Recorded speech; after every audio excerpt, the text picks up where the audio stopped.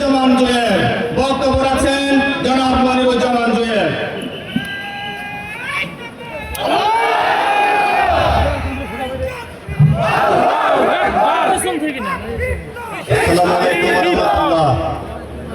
আপনারা কেমন আছেন? আজকের এই বিক্ষোভ সমাবেশ মিছিলের সম্মানিত সভাপতি, আমন্ত্রিত অতিথিবৃন্দ, আমার সামনে উপস্থিত জলঢাকাবাসী, ইসলামী আন্দোলনের সমর্থক কর্মী, দায়িত্বশীল ভাইরা, সাংবাদিক বন্ধুগণ, প্রশাসনের ভাইরা, জলঢাকার ব্যবসায়ী বৃন্দ, সর্বস্তরের জনতা, আল্লাহ রব্বুল আলমিনের শুকরিয়া জ্ঞাপন করি যে রব্বুল আলমিন আজকে আমাদেরকে এরকম একটি প্রোগ্রামের আয়োজন করার তৌফিক করে দিয়েছেন। প্রিয় জলঢাকাবাসী, আমরা কেন পিআর চাচ্ছি? আমরা অতীতে দেখেছি ৭১ সালের পরে পাকিস্তান থেকে বঙ্গবন্ধু উড়ে এসে জুড়ে বসে বলেছে আমি বাংলাদেশের প্রেসিডেন্ট হব। উনি বাংলাদেশের প্রেসিডেন্ট হলেন। কিছুদিন পরে বলতেছেন না, আমার প্রেসিডেন্ট দিয়ে পোষাচ্ছে না, আমি এখন প্রধানমন্ত্রী হব। উনি প্রধানমন্ত্রী হলেন।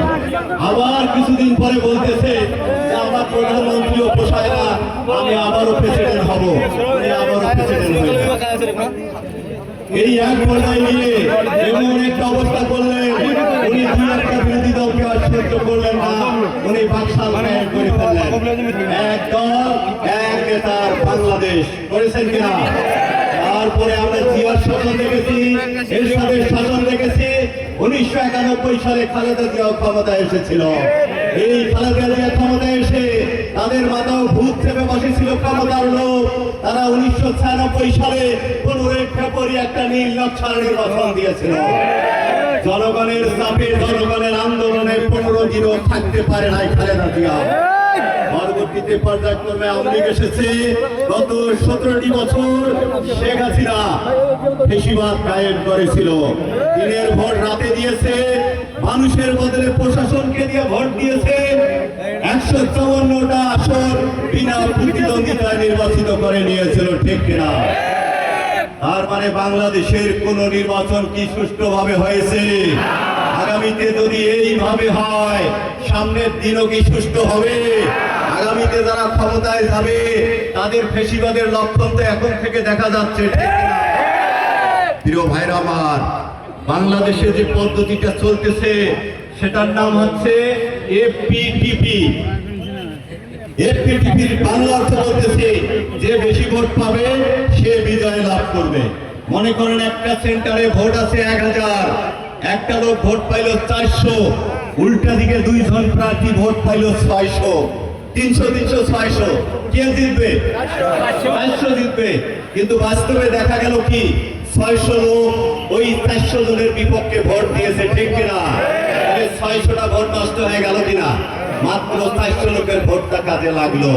এই জন্য আমাদের কথা হচ্ছে আমরা পিআর চাই যেন একটা ভোটও নষ্ট না হয়, ভোটের যেন মূল্যায়ন হয়। প্রিয় ভাইরা, পিআর হচ্ছে প্রপোর্শনাল রিপ্রেজেন্টেশন, অর্থাৎ সংখ্যানুপাতিক আনুপাতিক হারে এখানে সংসদ সদস্য নির্বাচিত হবে। অর্থাৎ আমরা যত কোটি ভোটার আছি এটাকে ১০০% যদি ধরেন, যে যত পার্সেন্ট ভোট পাবে ১%-এর জন্য ৩টা করে আসন পাবে। এভাবে যে 10% পাবে সে 30টা আসন পাবে, যে 40% পাবে সে 120টা আসন পাবে।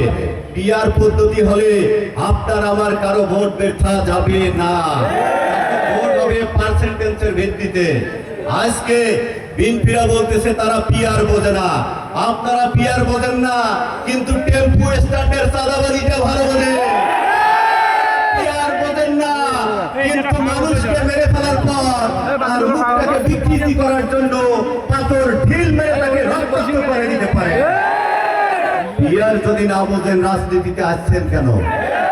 মূর্খতা দিয়ে টেম্পু দলের নেতাকে দিয়ে তো বাংলাদেশের রাজনীতি হবে না। টেম্পু দলের নেতাদেরকে দিয়ে বাংলাদেশের কোনো কল্যাণ হবে না। প্রিয় ভাইরা, এই জন্য আমরা দাবি করেছি আগামী নির্বাচন হবে পিআর পদ্ধতিতে। পিআর যদি না হয় বাংলাদেশে ভোট হবে না, আমরা বলবো না। পিআর না হলে বাংলাদেশে আমরা কোনো ভোট করতে দেব না। প্রিয় ভাইরা, আজকে তাদের লজ্জা লাগে না, আমাদেরকে বলে রাজাকার। 1991 সালে আমাদের নেতাদের হাতে পায়ে অনুরোধ করে 18টা আসনের সমর্থন নিয়ে আপনি ক্ষমতায় গিয়েছিলেন, সেদিন রাজাকার ছিলাম না? 2001 সালে আমাদের সমর্থন নিয়ে আপনি ক্ষমতায় গিয়েছিলেন, সেদিন কি আমরা রাজাকার ছিলাম না? একটাবার দেখান তো জামাতকে ছাড়া আপনি ক্ষমতায় গিয়েছিলেন। তখন ভালো, তখন সঙ্গী। আজকে যখন আমরা চাঁদাবাজের বিরোধিতা করতেছি, মানুষ হত্যার বিরোধিতা করতেছি, আপনাদের স্বৈরাচারী মনোভাবের বিরোধিতা করতেছি, এখন আমরা হয়ে গেলাম রাজাকার। এই রাজাকার যারা ভারতের দালাল, যারা ভারতের দালালি করে, তারাই শুধুমাত্র আমাদেরকে রাজাকার বলে। স্বাধীনতার পর থেকে দেশের সাথে পাকিস্তানের কোনো সম্পর্ক নাই, আমাদের কেউ পাকিস্তানে যায় নাই, কিন্তু আপনারা ঘন ঘন পাকিস্তানে যাচ্ছে, ভারতে যাচ্ছেন, আপনারা ভারতে পালাচ্ছেন, এটাই তো দেশবাসী জানে। আপনারা হচ্ছেন ভারতের দালাল। আপনাদের দালালিটাকে জায়েজ করার জন্য এখন আমাদেরকে বলতেছে পাকিস্তানি, আমাদেরকে বলছে রাজাকার।